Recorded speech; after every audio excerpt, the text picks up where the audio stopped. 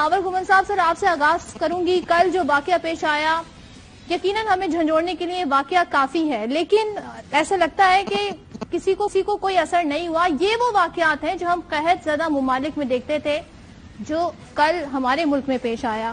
ایک شخص جو قطار میں کھڑا تھا، سستے آٹے کے حصول کے لیے اپنی جان سے چلا گیا. یہ واقعات پہلے بھی ہوتے رہے، ہمیں لگا اب نہیں ہوں گے، اب ہم بہتر صورتحال میں، جبکہ ہمارا ملک ایسا ہے جو کہ زرعی ملک کہلاتا ہے. تو یہ کیا ہے؟ یہ بے حسی ہے، کرپشن ہے، کیا کہیے گا اسے؟ دیکھیں جی، یہ تو ایک واحد واقعہ ہے جو میڈیا کے اوپر ہائی لائٹ ہو گیا. اس کے اوپر آپ پروگرام کر رہی ہیں، میڈیا سارا اس کے اوپر تبصرہ تجزیہ اس وقت کر رہا ہے. لیکن اگر دیکھا جائے تو یہ اب گھر گھر کی کہانی ہے. عمران خان کے اوپر جو سب سے زیادہ الزام تھا، آپ کو پتا یہی کہ مس گورننس ہے، مہنگائی ہے، بے روزگاری ہے، اس کا خاتمہ ہو جانا چاہیے ان کی حکومت کا، اور پی ٹی آئی کو جو ہے پاکستان کے سیاسی منظر نامے سے غائب ہو جانا چاہیے. یہ ہم پی ٹی آئی کی طرف سے سنا کرتے تھے. لیکن پیچھے جو گزشتہ 9 مہینے ہیں اس کے دوران ہم نے کیا دیکھا ہے، جو فیکٹس ہیں کہ اگر آپ کے پاس جو 100 روپیہ تھا وہ 50 روپیہ رہ گئے، اور ایک چیز کی قیمت اگر 50 روپے تھی تو وہ 100 روپے ہو گئی ہے. تو ایک شخص کے پاس اگر 100 روپیہ تھا تو وہ اب اس کی ویلیو اس کی جیب میں 0 پہ چلی گئی ہے. اور آپ اندازہ نہیں کر سکتی کہ آپ کسی سے بات کریں. اب تو جن کو ہم مڈل جو انکم ایج گروپ کے لوگ کہا کرتے تھے وہ بھی بڑی مشکل کے اندر ہیں. باقی یہ جو طبقہ ہے دیہاڑی دار ہے، جس کی کو 15-20 ہزار 25 ہزار 30 ہزار روپے پر منتھ سیلری ہے، جس نے گھر کا کرایہ بھی دینا ہے، بچوں کی فیسیں بھی دینی ہے، گھر کے اندر بیماری کو بھی دیکھنا ہے، باقی جو مسائل ہیں سماجی مسائل ان کا بھی سامنا کرنا ہے. تو لوگ اس وقت اگر کہا جائے لٹرلی فاقوں کے اوپر آئے ہوئے ہیں تو وہ غلط نہیں ہوگا. اب سوال سب سے اہم یہ ہے کہ جو آپ نے پوچھا کہ پاکستان ایک زرعی ملک ہے، پاکستان کے اندر تمام ذخائر موجود ہیں، منسٹر صاحبان یہ بات کر رہے ہیں کہ سب کچھ ہے، صرف مس گورننس ہو رہی ہے، جو گندم ریلیز نہیں ہو رہی. اس وقت اگر میں دیکھوں تو ٹوٹل پیرالسس ہے پاکستان کے اندر. جو پاکستان کی جو ریاست کی اس وقت مشینری ہے، وفاق کی جو ایک جو رابطہ ہونا چاہیے اپنی صوبائی حکومتوں کے ساتھ، ظاہر ہے فوڈ ایک جو ہے فیڈرل کا سبجیکٹ ہے، گندم ریلیز ہونی ہے وہ وفاق نے اس کا فیصلہ کرنا ہے. لیکن صبح جب پرائم منسٹر کی طرف سے ایک بیان آئے گا، جو ہے پنجاب کے سب سے جو بڑا صوبہ ہے اس کے چیف منسٹر کے حوالے سے، اور اس چیف منسٹر کا بیان پرائم منسٹر کے حوالے سے وہ آپ سن لیں، سامنے رکھ لیں، تو آپ کو سمجھ آ جائے گا پاکستان کے اندر اس وقت جو ہے ریاست نام کی کوئی چیز ہے یا نہیں ہے، پاکستان کے اندر گورنمنٹ ہے یا نہیں ہے. تو بنیادی طور پر جو میں یہ سمجھ رہا ہوں، چونکہ اس وقت جو سیاسی لڑائی پاکستان کے اندر جاری ہے، ظاہر ہے پاکستان کی ایک بڑی جو پولیٹیکل جماعت ہے، سیاسی حقیقت ہے، عمران خان یا پاکستان تحریک انصاف، ان کی پنجاب میں حکومت ہے، ان کی خیبر پختونخوا کے اندر حکومت ہے.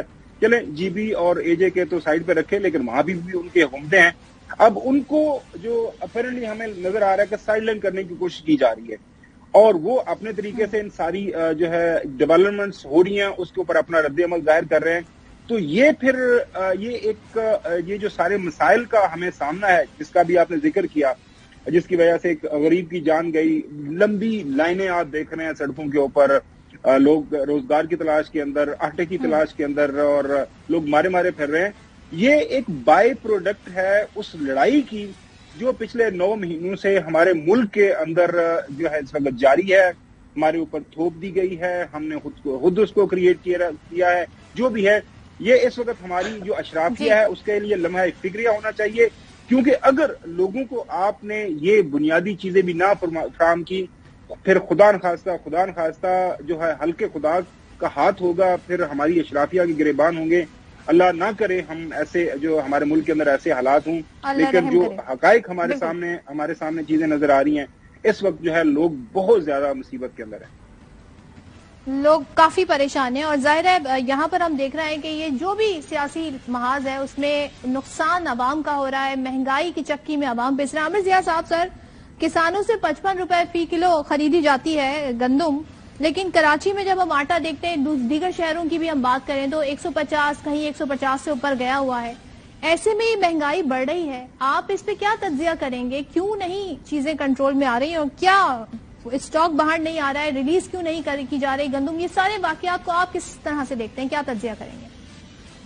صدف، پہلی بات تو یہ کہ مجھے بہت اچھا لگا کہ ہماری عموماً یہ خبر چل تو جاتی کہ ایک معصوم شہری جو ہے وہ دھکم پیل کے اندر اس کا انتقال ہو گیا، لیکن اس کو پرائم ٹائم شو میں جگہ نہیں ملتی ہے۔ آپ نے اپنے پروگرام کا آغاز اسی واقعے سے کیا، دردناک واقعے سے کیا ہے، اور میرے خیال میں وہ پاکستان کا آج اس المیے سے ہم لوگ گزر رہے ہیں اس کی غمازی کرتا ہے کہ ایک جان تو گئی ہے لیکن بہت ساری جانیں خاموشی سے جا رہی ہیں۔ اس ملک میں 50 سالہ مہنگائی کا ریکارڈ ٹوٹ گیا ہے۔ اس وقت جو انفلیشن ہے 24 اور 30% کے درمیان جھول رہی ہے۔ ابھی جو لیٹسٹ فگر آیا تھا وہ 30-31% کا تھا۔ تو جب افراط زر اتنا زیادہ ہو اور آپ کو اس میں المیہ یہ ہے کہ ہماری سیاسی عدم استحکام ہے اور حکومت کے پاس کوئی روڈ میپ نہیں ہے۔ دیکھیں، ملکوں پہ بڑے بڑے سخت وقت آتے ہیں، مشکل وقت آتے ہیں، لیکن امید ہوتی ہے۔ اس وقت قیادت یہ کہتی ہے کہ جی ہمارے پاس اس مسئلے کو حل کرنے کا یہ منصوبہ ہے، یہ تکلیف آپ کو ابھی ہو رہی ہے لیکن آنے والے ہم اس کو نکال دیں گے آپ کو اس مسئلے سے۔ لیکن اس حکومت کے پاس کوئی روڈ میپ نہیں ہے۔ آج اس کی پالیسیز کی وجہ سے میں سمجھتا ہوں کہ ہمارا ہر مسئلے کی شدت میں اضافہ ہو گیا ہے۔ چاہے وہ ڈار صاحب جو کہ نواز شریف صاحب کے سمدھی ہیں، ان کے جو ایک اوبسیشن ہے کہ جی ہمیں کہتے ہیں نا کہ اس کو روپی کو جو ہے مصنوعی طور پہ سٹیبل رکھنا ہے، اس کی وجہ سے آج ملک میں ایک کہتے ہیں کہ ایک تھرائیونگ بلیک مارکیٹ کرنسی کی پیدا ہو گئی ہے۔ اس میں ڈالر جو ہے وہ پتہ نہیں 265-270 روپے پہ مل رہا ہے۔ جو کمرشل بینک ہیں وہ مجبور ہیں کہ جناب آپ وہاں سے جو ہے مطلب ہے جو ان کے پیمنٹ سے وہاں سے خرید کے کریں، اس کا بوجھ ایک عام آدمی پہ پڑ رہا ہے۔ تو اس کی مثال صرف ہم نے پہلے کبھی نہیں کی تھی، اور ہر چیز جو ہے وہ بد سے بدتر ہو رہی ہے۔ اور آنے والا وقت جو میں دیکھ رہا ہوں وہ ایک عام پاکستانی کے لیے، متوسط طبقے کا، نچلے متوسط طبقے کا، محنت کش پاکستانی جو ہے اس کے لیے بہت کڑا وقت ہے، اور وہ عوام کے لیے نہیں، ریاست پاکستان کے لیے کڑا وقت ہے۔ ہماری حکمران اشرافیہ ناکام ہو چکی ہے مسائل کا حل کرنے میں، روڈ میپ دینے میں، ان کے پاس کوئی منصوبہ نہیں ہے۔ یہ IMF کو بھی مینج صحیح نہیں کر پا رہے، یہ جناب ان کے پاس IMF کا کوئی متبادل بھی نہیں ہے۔ یہ لوگ بہت بری طرح پھنس چکے ہیں، اور میں سمجھتا ہوں کہ پاکستان کو پھنسایا گیا ہے اس صورتحال میں۔ جب اپنے گٹھیوں پہ آ گئے، بعض خاندان پاکستان سے انتقام لے رہے ہیں۔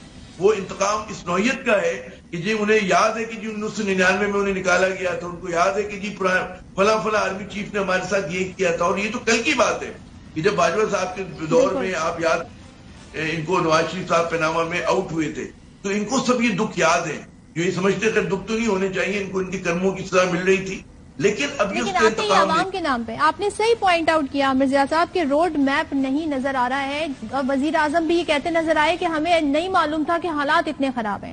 ڈاکٹر زبیر صاحب، آپ کیا کہیے گا، کیا وجوہات ہیں؟ پاکستان نے تو اس سال امپورٹ بھی کی ہے گندم، پھر بھی ریلیز نہیں کی جا رہی، اور وفاقی وزیر کے دعوے کے برعکس، تو کیا آپ کو نظر آتے ہیں یہ معاشی انڈیکیٹرز سے سامنے آ رہے ہیں؟